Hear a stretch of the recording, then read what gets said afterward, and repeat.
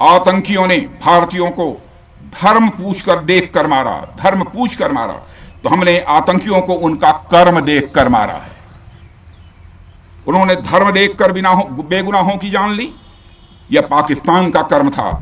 हमने कर्म देखकर उनका खात्मा किया, यह हमारा भारतीय धर्म है।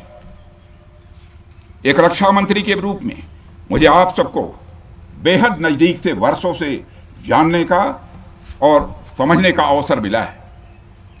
मैं आपके साहस और पराक्रम को तो जानता ही हूं, साथ ही साथ पहलगाम जैसी घटना के प्रति आपके गुस्से को भी मैं अच्छी तरह जानता हूं। साथियों, मुझे पता है कि पहलगाम के बाद आपके अंदर गुस्सा था, पूरे देश के अंदर गुस्सा था। मुझे पता है कैसा महसूस होता है जब धमनियों में बह रहा रक्त बेकाबू होने लगे, और मुझे इस बात की खुशी भी है कि आपने अपने गुस्से को सही दिशा देते हुए बड़ी बहादुरी और सूझबूझ के साथ पहलगाम का बदला लिया है।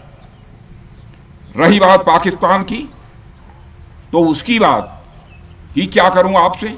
वह देश तो मांगते मांगते अपनी जहालत से एक ऐसी हालात में आ गया है कि उसके बारे में यह भी कहा जा सकता है कि पाकिस्तान जहां भी खड़ा होता है वहीं से मांगने वालों की लाइन प्रारंभ हो जाती है। अभी आपने सुना ही होगा कैसे वह फिर एक बार इंटरनेशनल मॉनेटरी फंड IMF के पास कर्ज मांगने गया। वहीं दूसरी तरफ हमारा देश है कि हम आज उन देशों की श्रेणी में आते हैं जो IMF को फंड देते हैं ताकि IMF गरीब देशों को कर्ज दे सके। ऐसी स्थिति में हमारा यह भारत है।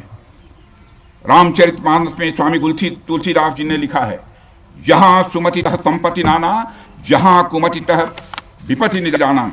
यानी जहां सुमति होती है, अच्छी नीतियां होती हैं, वहां सुख और समृद्धि होती है, और जहां कुमति होती है, बुरी मति होती है, केवल दूसरों के हित की भावना होती है, वहां तरह तरह की विपत्तियां स्वाभाविक रूप से आती ही हैं। पाकिस्तान जिसका जीता जागता यह उदाहरण है। साथियों, भारत के बारे में पूरी दुनिया यह बात जानती है कि हमने हमेशा शांति को प्राथमिकता दी है। हम आमतौर पर युद्ध के समर्थक कभी नहीं रहे, लेकिन स्थितियां जब इतनी विकट हो जाएं, जब देश की संप्रभुता पर आक्रमण होने लगे, तो जवाब देना यह आवश्यक हो जाता है। राष्ट्रकवि रामधारी सिंह दिनकर जी की पंक्तियां आपके सामने रखना चाहूंगा। रुग्ण होना चाहता कोई नहीं, रुग्ण होना चाहता कोई नहीं, रोग लेकिन आ गया जब पास हो तिक्त औषधि, कड़वी औषधि, तिक्त औषधि के सिवा उपचार क्या, शमित होगा वह नहीं मिष्ठान्न से। यानी कोई बीमारी अगर लग जाए तो वह मिठाई से दूर नहीं होती है, उसके लिए कड़वी दवा ही काम करती है। इसलिए आतंकवाद जैसे रोग के लिए भी ऑपरेशन सिंदूर जैसी दवा की बड़ी जरूरत हो गई थी।